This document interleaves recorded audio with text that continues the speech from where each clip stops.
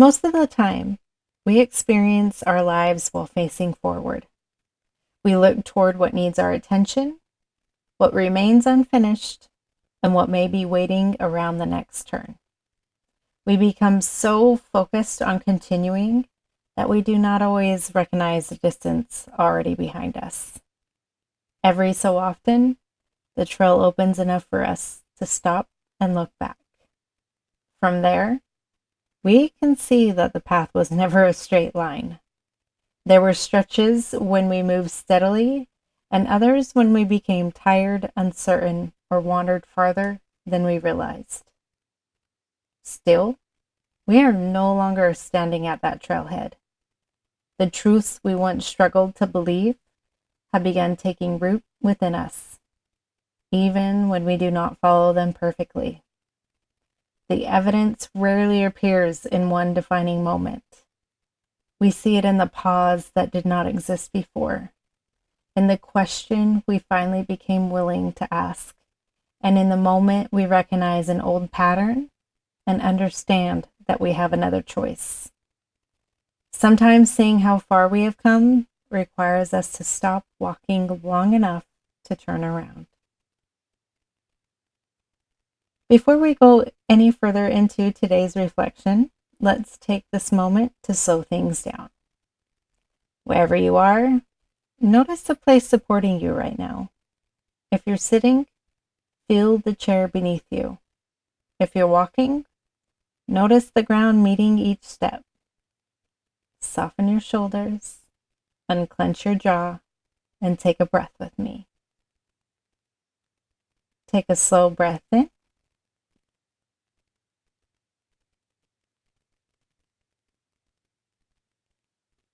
And gently let it out. Wherever you are, allow yourself to arrive and walk gently into this space with me. Welcome to Find Your Way to Vibe. I'm Amber, and I'm really glad you're walking with me today. 10 years ago, something in me knew that I could not continue moving through my life in the same way. I did not have the language for what I was experiencing yet. I only knew that I had become very practiced at turning my attention toward everyone around me and far less familiar with turning that attention toward myself. That realization became the beginning of a path I could not fully see at the time. Some of what I learned began changing me quickly. Other lessons made sense long before I was ready to live them. And more than once, I found myself far from what I knew, and I had to decide whether I was willing to become honest enough to find my way back. Now, years later, that milestone is arriving as I reach the end of the summer part of this season. This summer did not fit neatly into one feeling. There were moments when I felt deeply connected to the life I am building and proud of the paths unfolding around me. There were also moments when I felt exhausted, discouraged, and more affected by the weight I was carrying than I wanted to admit. Holding both has helped me see this season and the last decade a little more clearly. The work I began all those years ago did not create a life in which I would never become overwhelmed or lose my footing. It gave me a different way of meeting myself when I did. And perhaps that is the question at the center of this episode. What does 10 years of learning and practice make possible when life can still affect us deeply? Today, I want to follow that question back to where it began, through the places where I veered and the moments that helped me return, and the life that has slowly taken shape along the way. When I first began looking honestly at the way I moved through life, one of the earliest things I recognized was how much of my identity had been formed around being capable. I knew how to remain available, adjust quickly, and step in whenever support was needed. Being dependable came so naturally that I rarely stopped to ask whether what I was carrying actually belonged to me. That pattern was not limited to one relationship or one part of my life. It appeared anywhere I felt responsible for keeping things steady. I could sense the emotional temperature of a room almost immediately. I noticed changes in tone, energy, and behavior. When something felt unsettled, my attention went toward determining what had happened and what I could do to make it better. That awareness was not entirely a weakness. It came from qualities within me that I still value. I care deeply, pay attention, and want the people I love to feel supported. I am also dependable, and people have often known they could count on me. Those qualities have helped me raise my children, rebuild my life, succeed in my work, and show up for the people through difficult moments. And the work I began then did not ask me to stop being caring, responsible, or capable. It helped me recognize that those qualities were being stretched beyond what was healthy for me. It showed me the difference between supporting someone and assuming responsibility for their life. Another person's emotions could be real without becoming mine to resolve. And care could easily become control when I believed it was my responsibility to prevent every difficult outcome. Those realizations were very uncomfortable. Focusing on what someone else was doing was often easier than asking why I continued participating in patterns that caused me pain. Identifying another person's behavior felt safer than examining my own fear of disappointing them, and continuing to give was easier than admitting I was exhausted, resentful, or longing for someone to notice that I needed care too. During those early years, I began learning the language of boundaries. At first, boundaries felt like statements I needed other people to respect. But over time, I understood that a boundary is primarily an agreement I make with myself. It does not exist to force someone else to behave differently. It clarifies what I will participate in, what I will accept, and what I will do when something no longer feels healthy. That understanding changed the way I viewed my own choices. I could no longer place my entire well-being in someone else's hands and wait for them to handle it carefully. I had to participate in protecting my peace, become willing to hear my own no, and recognize that disappointing another person and betraying myself were not the same thing. For a long time, disappointing someone felt dangerous. It threatened the connection I was trying to preserve. I would reconsider what I needed, soften what I meant, or explain myself until my boundary became negotiable. But gradually, I began trusting that a healthy relationship could survive my honesty. And if a relationship required me to remain silent, overextended, or disconnected from myself in order to preserve it, then I needed to become honest about what I was actually preserving. That work did not happen in a straight line. There were truths I recognized long before I was ready to act on them. Boundaries I communicated and then struggled to maintain. And moments when I knew I was overfunctioning, but continued because stepping back felt more comfortable than carrying the weight. There were also long stretches when I felt deeply connected to what I had learned. Life would become steadier, and I would begin to believe I had moved beyond certain patterns. Then a relationship would change, or a responsibility would grow, or someone would need help.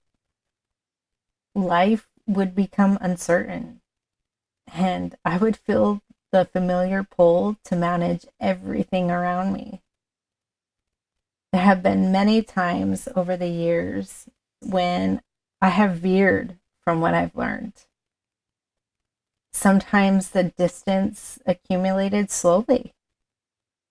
It could begin with one extra responsibility that did not seem like much, an accommodation that felt easier than having a difficult conversation, or a feeling that did not seem important enough to stop and examine. Then one choice became several, and I would eventually realize that I had traveled much farther from myself than I understood. There were also times when I recognized the pattern while I was living it and continued anyway. Knowing the path did not always mean I was willing or ready to walk it. That was something I had to become honest with myself about. I could not navigate my way back while pretending I had only wandered a few steps.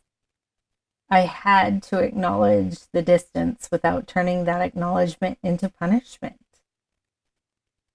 Honesty helped me determine where I actually stood. Once I could recognize where I was, I could stop trying to find my way from where I believed I should have been. I could begin from the place where my feet were already standing. Those moments used to make me question whether I had made any progress at all. 10 years later, I understand them differently. Growth does not erase our history. It gives us more choices in the presence of it. An old response can still rise within me without becoming the response I choose. I can notice the instinct to fix something and give myself time before acting on it. I can care about another person's experience without taking responsibility for it. And I can feel guilt after setting a boundary while still maintaining the boundary. I can be hurt without convincing myself that I am overreacting. And I can acknowledge that something has affected me without allowing it to define everything that follows. That is where I can see the distance between the woman I was 10 years ago and the woman I am today. The difference is not that she felt deeply and I no longer do. I still feel deeply. I still care. I still want to help. And I still have moments when I carry more than what belongs to me. The difference is that I recognize myself within those experiences now. Most of the time, I know how to pause before my capacity becomes complete depletion. I understand that my needs do not become less important simply because someone else has needs too. I have learned that peace created by silencing myself is not the kind of peace I want to maintain. And I know that leaving myself behind will never create the connection I am seeking. This summer, allowed me to see those lessons operating within my life. It was a full season of celebrations, long roads, beautiful places, and moments that reminded me how grateful I am for the life I have created. I got to watch Kayla walk across the stage at our college graduation wearing the boots that had carried her to the summit of Kilimanjaro. I watched her claim a path that was entirely her own. And now I'm watching Wes prepare to leave for Scotland on his own, stepping into an experience that will be his to navigate. One of my children crossed the stage carrying evidence of the mountains she has already climbed, while the other is preparing to cross an ocean towards something entirely new. Their paths are different, but both ask the same thing of me: to trust the foundations beneath them and allow their journeys to belong to them. Watching them step more fully into their own lives became part of a summer that kept reminding me how differently every path can unfold. I traveled and returned to places that held memories for me, noticing how different they felt through the eyes of the woman I am now. Through the letters I never sent, I revisited words that once needed somewhere to go. I remembered the ways I had lost myself in a relationship, the quiet moments that helped me become someone whose company I genuinely enjoy, and the roads that gave my curiosity room to lead. I returned to nature when life became too loud, and I began looking more closely at reciprocity, participation, and whether the exchanges within my life contained movement in both directions. Each of those stories touched a different part of my life, yet they all grew from something I have been practicing for years. They asked me to remain present within my own life. That became especially important when long work hours, discouragement, and the imbalance within some of my responsibilities began taking an emotional toll.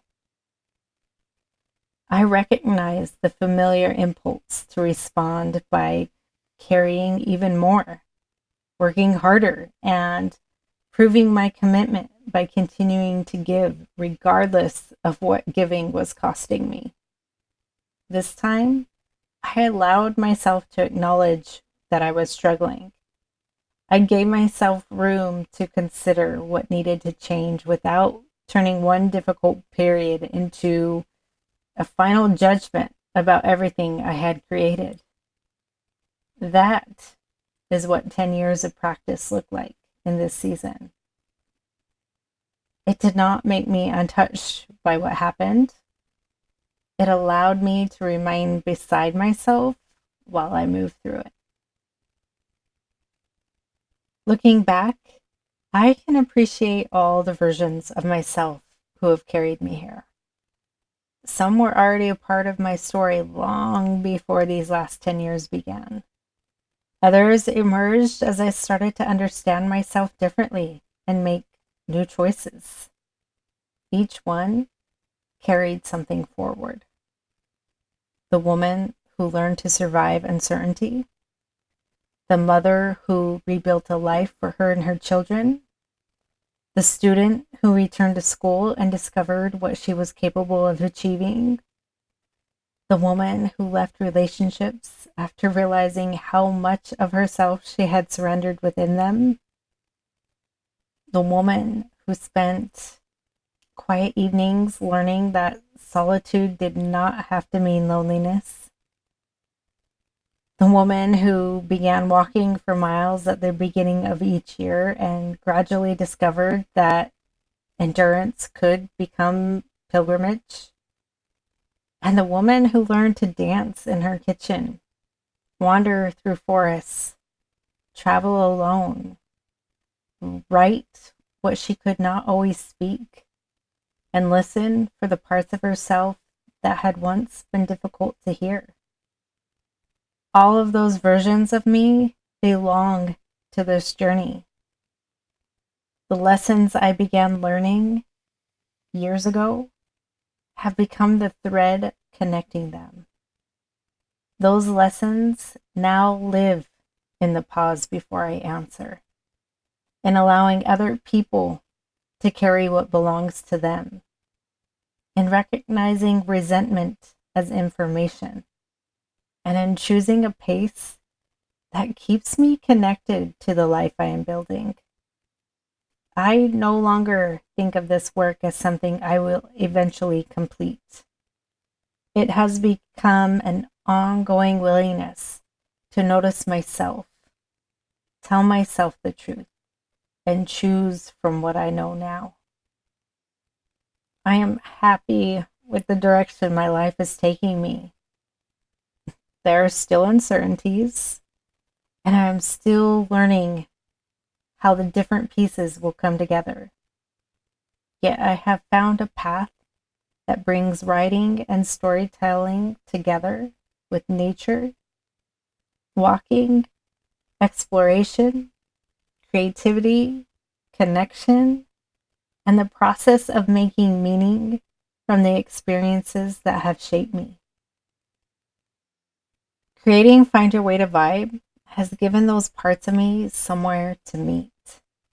This podcast allows me to take what I'm living, examine it honestly, and offer it to someone else who may be walking through a similar part of their own trail. It has also challenged me. Creating consistently requires a lot of time, energy, and vulnerability. It asks me to trust the value of the work even when I cannot see who it is reaching. And there have been moments when I've questioned whether continuing made sense. The answer I keep finding is that yes, it does make sense. And I enjoy this. What I enjoy most is discovering the thread that connects seemingly separate experiences. I enjoy sitting with an idea until it reveals something I could not see when I began, then shaping that discovery into a space where growth can be honest and healing doesn't need a perfect ending. I enjoy having a place to say, this is what I'm learning, and maybe something within it will help you listen to your own life a little differently. That matters. For much of my life, I measured the value of what I did by how useful it was to someone else. And I'm learning that something can also be valuable because it brings me alive, allows me to create, and helps me feel connected to myself. I am allowed to build a life that includes what I love, follow the path while it is still unfolding, and adjust my pace without treating that adjustment as a lack of commitment. Perhaps that is what still finding my way means to me now. Still means I'm continuing. There will always be another layer to understand and another season asking me to practice what I've learned. Still also reminds me to become quiet enough to listen, to pause within the movement, to notice what my life is communicating before the message has to become louder. Finding my way to vibe was never about reaching a place where I would no longer need guidance. It was about developing a relationship with myself that I could trust along the way. And that brings me to the trail of gratitude. Today, I am grateful that 10 years ago I was willing to take the first step toward living differently. I did not know exactly what I was searching for or how many times I would need to revisit the same lessons in new forms. I only knew that I was tired of losing myself within the things I was trying to hold together. I am grateful that I began anyway. I remained willing to listen when what I was learning felt uncomfortable. And over time, I began directing some of the care I gave so freely to everyone else toward myself. That willingness has taken many forms throughout the years. It has meant setting a boundary even when my voice shook, becoming honest when I had veered from what I knew, and finding my way back after drifting away. It has meant believing the things I had known for a long time, allowing myself to rest before every responsibility was finished, and making room for joy within my life. None of it happened all at once, and none of it required me to move through every moment perfectly. And I am grateful that I am still here, still listening, and still willing to grow. What began as a search for understanding has become something I can carry with me wherever the path leads next. And as you think about your own journey, is there an earlier version of yourself you can thank today? Perhaps you can offer that version of yourself the same tenderness and gratitude you would so easily extend to others, recognizing how their willingness helped carry you here. Carrying that gratitude forward also means allowing what I have learned to shape the way I move from here. For me, that means listening when my life asks for more presence, more space, and a different pace. I want the next part of this podcast to grow from that same honesty. Before the fourth and final part of season 1 begins, I will be taking my usual 3-week break from the podcast. And part 4 of season 1 will begin on September 20th. It will be a little different for the final part because full episodes will be released every other week instead of every week to accommodate the busy fall season ahead. I have some exciting adventures ahead of me that will take me away from my computer and offline for much of that time, thank goodness. And I want to give myself permission to be fully present within those experiences. However, I may meet you here with a micro episode or two, and those will be shorter reflections, small trail markers, or something that feels meaningful enough to share without needing to become a full journey. I want to leave room for those moments to emerge naturally, so we'll see how it goes. But this pace will also give me more time to prepare the podcast, live, rest, and remain connected to the reason I created Find Your Way to Vibe in the first place. So I'll see you back here on September 20th. And as we close this part of the season, I invite you to pause at your own overlook. Consider something you began years ago without knowing where it would lead and what that beginning has made possible for you. You may also recognize places where you moved away from what you knew. Those stretches of the path can still reveal something about what pulled you away and what may be calling you back. Life may still touch old wounds, and there may be seasons that unsettle you or ask more from you than you expected to give. Regardless, your progress remains real. The greatest evidence of growth may not be that life can no longer hurt you. It may be that being hurt no longer requires you to leave yourself. Wherever you find yourself standing today, may you recognize the distance you have already traveled and trust that your next step does not have to be perfect to carry you forward. As always, thank you for walking with me on this journey. And until next time, walk slowly, breathe deeply, and may you always find your way to vibe.